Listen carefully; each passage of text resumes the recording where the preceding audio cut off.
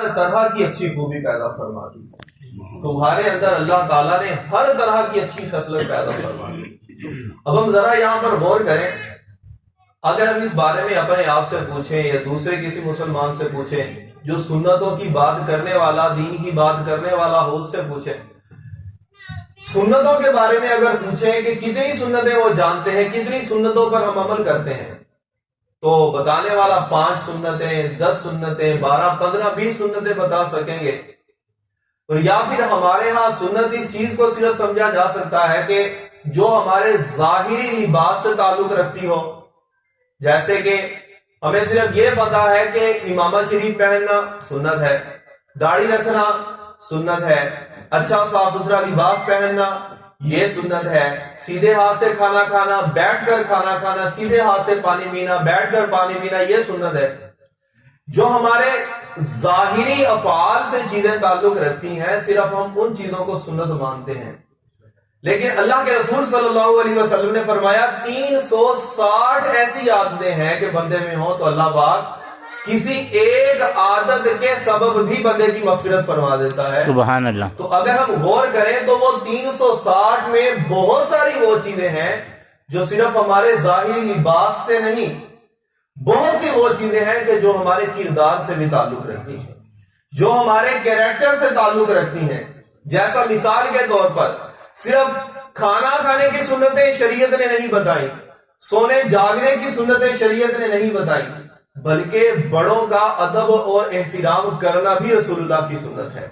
اپنے سے چھوٹے بچوں پر، چھوٹی عمر کے بچوں پر، اپنے سے چھوٹے افراد پر شفقت اور رحمت کرنا بھی سنت مبارکہ ہے. اگر کوئی آپ کے ساتھ غصہ کرے یا بدتمیزی سے پیش آئے، جواب میں حسن سلوک کا مظاہرہ کرنا بھی رسول اللہ صلی اللہ علیہ وسلم کی سنت مبارکہ ہے. اگر ہمیں اپنے ماتحت کچھ افراد پر اختیار دیا گیا ہے، میں گھر کا بڑا ہوں، میں ادارے کا بڑا ہوں، میں کوئی سپر مارکیٹ چلاتا ہوں، میں کوئی کمپنی چلاتا ہوں، میرے تحت 1، 2، 5، 10، 20 افراد کام کرتے ہیں، مجھے ان کے اوپر اختیار حاصل ہے. اب میں اپنے اختیار کو کیسے استعمال کروں؟ رسول اللہ کی سیرت میں یہ سنتیں بھی موجود ہیں کہ اگر آپ کے ماتحت کوئی فرد ہے اور اسے کوئی غلطی ہو جاتی ہے، کوئی کوتاہی ہو جاتی ہے، تو آیا کہ ہم اپنے اختیار کو، اپنی اتھارٹی کو کیسے استعمال کرتے ہیں. اگر ہم یہ ساری کی ساری سنتوں پر عمل کریں گے تو انشاءاللہ ہمارا معاشرہ ایک امن کا گہوارہ بن جائے گا. ہم باتیں تو سارے کرتے ہیں، ہر جگہ مسلمان یہ باتیں کرتے ہیں کہ معاشرہ خراب ہو رہا ہے، معاشرہ بہت خراب ہو گیا. لیکن معاشرہ خراب ہو یا اچھا ہو ہماری اپنی عادتوں کی وجہ سے ہے. انسان اپنے آپ کو بہتر بنا لے، اس کی نظر میں ساری دنیا اچھی ہو جائے گی. اگر انسان اپنے آپ کو چھوڑ کر دوسروں کو بہتر بنانے کی کوشش شروع کر دے تو جب تک وہ خود بہتر نہیں ہوگا دنیا کی کوئی اچھائی اسے اچھی نظر نہیں آئے گی. حضرت ابوبکر صدیق رضی اللہ تعالی عنہ ایک مرتبہ ایک صحابی تھے حضرت مصطح رضی اللہ تعالیٰ عنہ. اب حضرت صدیق اکبر میں جیسے اور بہت اچھی خوبیاں تھیں، مسلمانوں کی، غریبوں کی، حاجت مندوں کی مدد کرنا یہ ان کے اندر بڑی پیاری خوبی تھی. ایک مرتبہ صدیق اکبر کی یہ عادت تھی کہ حضرت مصطح رضی اللہ تعالیٰ عنہ کا خرچہ اٹھایا کرتے تھے، ان کی مدد کرتے تھے، مالی حوالے سے ان کو بہت سپورٹ کرتے تھے. ایک مرتبہ ایسا ہوا کہ وہ جو دوسرے صحابی تھے حضرت مصطح رضی اللہ تعالیٰ عنہ، ان کی طرف سے صدیق اکبر کو کوئی تکلیف دہ بات پہنچی، کوئی ایسی بات پہنچی کہ جو مناسب نہیں تھی. اب ذہن میں یہ آیا، ہم میں سے ہر ایک کے ذہن میں یہ آ سکتا ہے کہ میں اس کی مدد کر رہا ہوں، اور آج کل کے دور میں مالی سپورٹ کرنا ویسے ہی بہت مشکل، اللہ جی سے توفیق دے، میں اس کو مکمل ٹوٹلی مالی سپورٹ کر رہا ہوں اور یہ بدلے میں میرے ساتھ بدتمیزی کرتا ہے، میرے بارے میں بری بری باتیں کرتا ہے، مجھے گالیاں دیتا ہے اور بدسلوکی سے میرے ساتھ پیش آتا ہے. تو پہلا خیال ذہن میں یہی آئے گا کہ جیسا ہی اب میرے ساتھ برتاؤ کر رہا ہے میں بھی ویسا ہی کروں گا. میں نے اب اس کی جتنی مدد کر لی، آج کے بعد میں اس کی کوئی مدد نہیں کروں گا، یہ اس لائق ہی نہیں ہے کہ اس کی مدد کی جائے. ہمارا معیار بھی الگ ہے کہ کون اس لائق ہے اس کی مدد کرنی ہے، کون اس لائق ہے اس کی مدد نہیں کرنی، یہ بھی ہمارا اپنا بنایا ہوا معیار ہے. قرآن کیا کہتا ہے؟ حضرت صدیق اکبر نے جب یہ سوچا کہ میں اس کی مدد کرتا ہوں اور یہ میری برائی کرتا ہے، تو آپ نے پکا ارادہ کر لیا کہ اب میں اس شخص کی مدد نہیں کروں گا، یہ میرے بارے میں بری بری باتیں کہتا ہے۔ اب انہوں نے پکا ارادہ بنایا۔ اب صدیق اکبر کی اللہ کی بارگاہ میں مقبولیت کا اندازہ بھی دیکھیں کہ انہوں نے اپنے دل میں خیال کیا کہ میں اب اس کی مدد نہیں کروں گا۔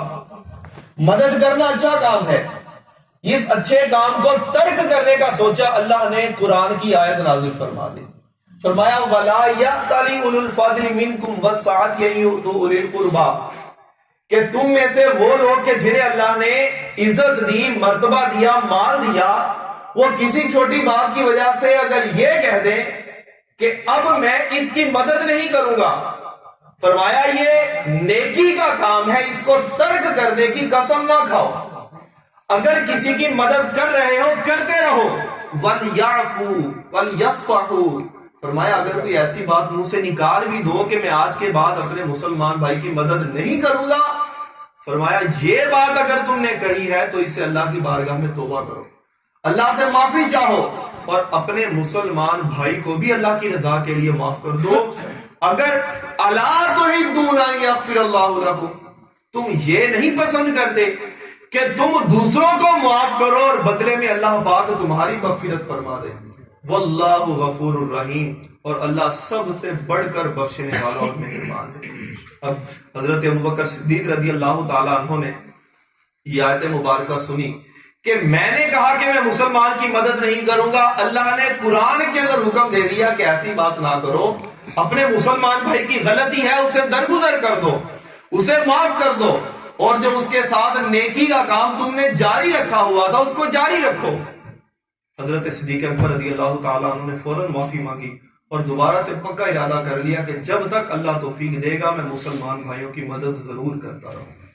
اب اس آیت مبارکہ کے تحت ہمیں بھی تھوڑا سا اپنے حوالے سے غور کرنا ہے کہ اگر ہم یہاں پر رہتے ہوئے اپنے مسلمان بھائیوں کی، چاہے وہ رشتہ دار ہوں، چاہے دوست احباب ہوں، چاہے جاننے والے ہوں یا نہ ہوں، اگر اللہ توفیق دے تو مدد کسی نہ کسی حوالے سے ضرور کرتے رہیں، اور اگر بدلے میں کوئی برائی پہنچے، کوئی تکلیف پہنچے تو اللہ کی رضا کے لیے اسے درگزر کرنے کی کوشش کریں۔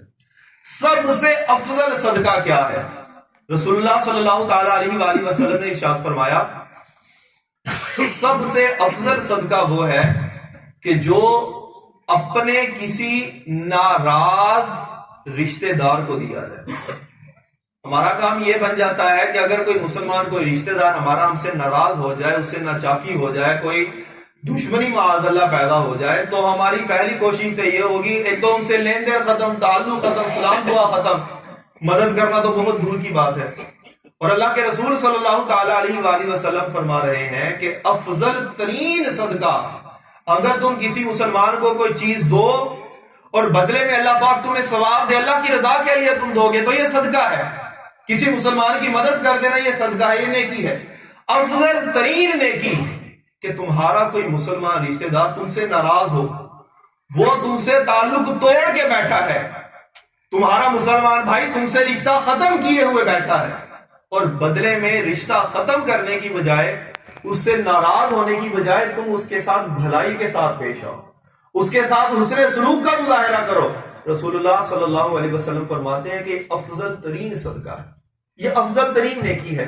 ہم افضل ترین نیکی کو چھوڑ کر اگر ہم نے ارادہ بنے کہ کبھی صدقہ دیں، اللہ کی راہ میں کچھ پیسے دیں، یا ہمیں نظر آئے کہ فلاں بندہ مستحق ہے، اس کو مالی مدد کر دی جائے، بہت اچھی بات ہے، لیکن اگر ہمارے رشتہ داروں میں، ہمارے خاندان میں ایسے افراد موجود ہیں جن کے ساتھ ہمارا رشتہ اور تعلق ہے، خونی رشتہ ہے، خاندانی رشتہ ہے، اور ہم نے اپنی ناراضگیوں کی وجہ سے، غیر شرعی باتوں کی وجہ سے رشتہ ان سے توڑا ہوا ہے، اور ان کو چھوڑ کر ہم دوسرے لوگوں کی مدد کر رہے ہیں، اور توقع یہ رکھیں کہ اللہ پاک ہم پر رحم فرمائے گا۔ جن کے ساتھ رحم کرنے کا حکم شریعت نے دیا، ان کے ساتھ رحم ہم نہیں کریں، اور جن کے ساتھ ہمارا کوئی تعلق ہی نہیں، ہم ان کے ساتھ بڑے حسن سلوک کے ساتھ پیش آئیں اور توقع کریں کہ اللہ پاک ہم پر رحم فرمائے گا۔ یہ نہیں ہو سکتا۔ رسول اللہ صلی اللہ علیہ وسلم فرماتے ہیں من لا یرحم الناس لا یرحم اللہ، جو لوگوں پر رحم نہیں کرتا وہ اللہ سے بھی رحم کی امید نہ رکھے۔ اللہ اگرچہ قرآن میں کئی بار فرما چکا واللہ غفور الرحیم، بسم اللہ الرحمن الرحیم، رحمان رحیم اللہ کی بہترین صفت، رحمت فرمانے والا اللہ یقیناً وہی مہربان ہے، لیکن رسول اللہ فرما چکے ہیں کہ جو بندوں پر رحم نہیں کرتا وہ اللہ تبارک و تعالیٰ کی رحمت کا حقدار نہیں ہو سکتا۔ تو پیارے محترم اسلام بھائیو، غور فرمائیں، ہمارے رشتہ داروں میں، ہمارے خاندان والوں میں اگر کوئی ایسا فرد ہو جس کے ساتھ ہم نے غیر شرعی طور پہ، شریعت نے اجازت نہیں دی، ہم نے اپنے خاندانی اصولوں کی وجہ سے، اپنی غیرت، اپنی انا، اپنی ایگو کی وجہ سے تعلق اور رشتہ داری ختم کی ہوئی ہے، تو براہ کرم آج ہی سے توبہ کر لیں۔ کوئی پتہ نہیں کہ ہم میں سے کس کی موت کب آ جائے۔ رشتہ دار، دو بھائی، سگے بھائی، چچا تایا، خاندان ایک ہی گھر میں بچپن گزارنے والے بڑے ہوتے ہیں، جب ان کو عقل آتی ہے تو عقل کو معاذ اللہ بھائی اپنے دوسرے بھائی کے خلاف دشمنی کے لیے استعمال کرتا ہے کہ فلاں بھائی نے پیسے زیادہ لے لیے، کام میں پیسے زیادہ لے لیے، کچھ کر لیا، ہمارا یہ کاروبار تھا، اس نے بینیفٹ زیادہ لے لیا تو کیا ہوا؟ بزرگان دین فرماتے ہیں اگر آپ کا کوئی بھائی ہے، کوئی رشتہ دار ہے، کوئی تعلق والا ہے، اگر کسی چیز میں وہ پیسوں کے معاملے میں اگر آپ سے کوئی دو نمبری کر رہا ہو، لے رہا، آپ بھی تو عقل مند ہے، لیکن لینے والا بھی تو آپ کا اپنا رشتہ دار ہے، اسی کو ہی فائدہ پہنچ رہا ہے، اللہ کی رضا کے لیے صبر کر لیں، شکر ادا کریں اللہ کا کہ اللہ نے آپ کو اس قابل بنایا کہ آپ جو کما رہے ہیں اس سے آپ خود بھی کھا رہے ہیں، اور اللہ نے دوسروں کا رزق بھی آپ سے جوڑا ہوا ہے۔ لیکن ہماری یہ کوشش ہوتی ہے کہ بس میں سب سے ہائی نظر آؤں، میرا رشتہ دار اگر کوئی مجھ سے ہائی، کوئی بھائی، کوئی قریبی دور ہو گیا تو ساری زندگی دور رہنے والے ایک دوسرے کا منہ نہیں دیکھنا، بات نہیں کرنی، اور یہی بھائی جو ساری زندگی ایک دوسرے سے نفرت کرتے تھے، جب ان میں سے کسی ایک کا انتقال ہو جاتا ہے، سب سے زیادہ اس کے جنازے پر رونے والا وہی اس کا بھائی ہے کہ جو ساری زندگی اس سے ناراض رہا کہ کاش میں اس کے مرنے سے پہلے اسے سلو کر لیتا۔ اب رونے کا کیا فائدہ؟ حدیث پاک میں تو ہے کہ بندہ اگر فوت ہو جائے اور اگر اس کی میت پر آ کے لوگ زور زور سے رونا، چلانا، چیخنا شروع کر دیں تو اس سے تو میت کو تکلیف ہوتی ہے۔ اب رونے کا کیا فائدہ؟ اب تو اس کو جس چیز کی ضرورت ہے کہ اس کو اصالہ ثواب کیا جائے، اس کے لیے زیادہ سے زیادہ نیک کام کیے جائے، دعا کی جائے، اب اس کے لیے رونا اور اب اس کو بار بار یاد کرنا، اس کو یاد کرنے کا میت کو کوئی فائدہ نہیں۔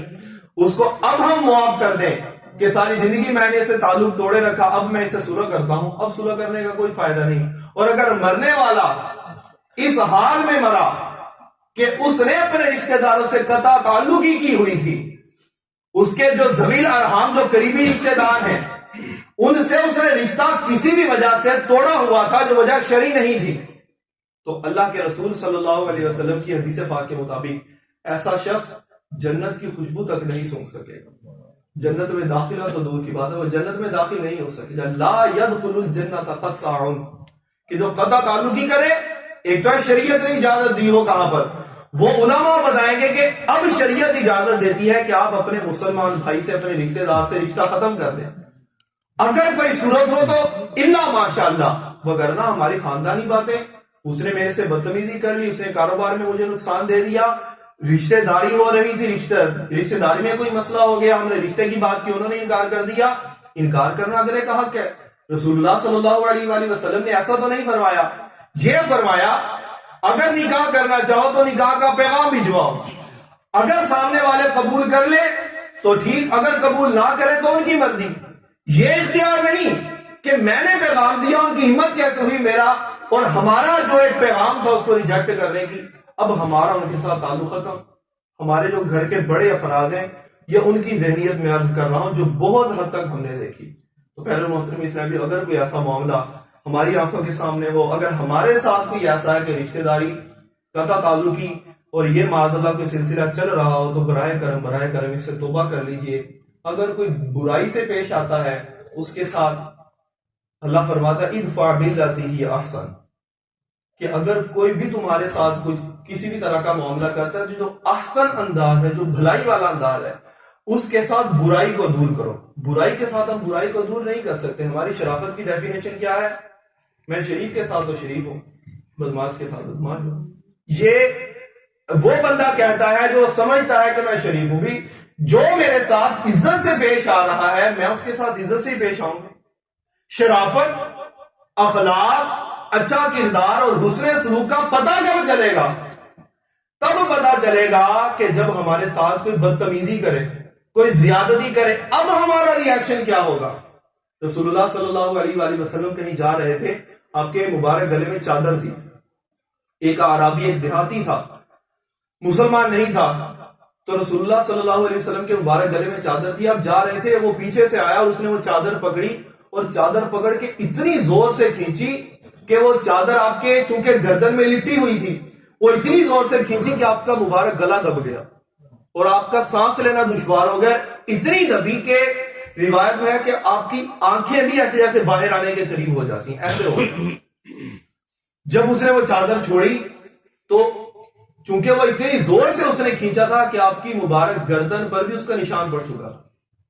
اب ہمارے ساتھ اگر کوئی کرے تو ہم میں سے ہر ایک یہ سوچ رہے کہ اگر میرے ساتھ کوئی کرے تو میرا ریئیکشن کیا ہوگا. میں اس بندے کو جانتا نہیں، پتہ نہیں کون ہے، اب اس نے ایسا کر دیا اور میرے پاس پاور ہے، اختیار ہے، ہر طرح کی قدرت ہے، ہزاروں لوگ میرے پاس موجود ہیں جو میرے ایک اشارے پر جان قربان کرنے کو تیار ہیں. اور ایسے وقت میں اگر میرے ساتھ کوئی ایسی زیادتی کرے تو میرا ریئیکشن کیا ہوگا؟ جب حضرت عمر فاروق اور جو دیگر صحابی ساتھ موجود تھے، جب انہوں نے اس کو پکڑ کے مارنا چاہا کہ کیا بدتمیزی کر رہا ہے رسول اللہ کے ساتھ، رسول اللہ صلی اللہ علیہ وسلم نے ارشاد فرمایا کہ اسے معاف کر دو. میں نے بھی اسے اللہ کی رضا کے لیے معاف کر دیا. اب معاف کر دیا اور بدلے میں اسے رسول اللہ صلی اللہ علیہ وسلم نے کھجوریں بھی تحفے کے طور پر عطا فرمائی. اب یہ وہ حسن اخلاق ہے کہ جو غیر مسلموں کے سامنے پیش کیا جائے تو وہ اسلام قبول کرنے پر راضی ہو جائیں گے. لاکھوں لوگ دنیا میں ایسے ہیں، ہمیں کتابوں کے اندر واقعات ملتے ہیں، بڑے بڑے علاقے ایسے ہیں کہ مسلمان تجارت کرنے کے لیے غیر مسلموں کے علاقے میں گئے، وہ سارے غیر مسلم تھے لیکن مسلمانوں کی وعدوں کی پابندی، حسن اخلاق اور سچائی اور دیانت داری کو دیکھ کر لوگوں نے اسلام قبول کر لیا. مسلمان تعداد میں الحمدللہ بڑھتے جا رہے ہیں، لیکن اللہ پاک ہمیں اپنے کردار کو بھی اسی انداز سے بڑھانے کی توفیق عطا فرمائے. صحابہ کرام علیہ رضوان کی سیرت پر زندگی گزارنے کی توفیق عطا فرمائے. اور اگر آپس میں کوئی رشتہ داریاں کو قطع تعلقی ہے تو قرآن پاک اور شریعت اور احادیث کے بتائے ہوئے احکامات کے مطابق ان قطع تعلق اور ان دشمنیوں کو ختم کریں. مختصر سی زندگی ہے، اس زندگی کو ایک دوسرے کے ساتھ محبت، پیار اور حسن اخلاق کے ساتھ گزاریں. انشاءاللہ ہماری زندگی بھی خوبصورت ہوگی، ہمیں اپنا گھرانہ بہترین نظر آئے گا. دنیا کے اندر بے شمار خوبیاں اللہ نے پیدا کی، بے شمار اچھے لوگ اللہ نے پیدا کیے. پھر اگر ہم اپنے آپ کو اچھا بنانے کی کوشش میں لگ جائیں گے تو اللہ ہمیں بھی اچھا بنائے گا اور دنیا کی بہت ساری اچھائیاں بھی ہمیں نظر آنا شروع ہو جائیں گی. اللہ پاک ہمیں عمل کی توفیق عطا فرمائے. آمین بجاہ النبی الامین صلی اللہ تعالی علیہ وآلہ وسلم. برائے کرم جو اسلامی پیچھے بیٹھے ہوئے ہیں وہ آگے آگے تشریف لے آئیں کیونکہ ابھی بہت سارے اسلامی آئیں گے. تو چونکہ جنازہ بھی ہے اس طرف جگہ ویسے کم ہے تو یہاں فل ہو جائے گا. جو اسلامی پیچھے بیٹھے ہوئے ہیں وہ آگے تشریف لے. بسم اللہ الرحمن الرحیم. الصلاۃ والسلام علیک یا رسول اللہ.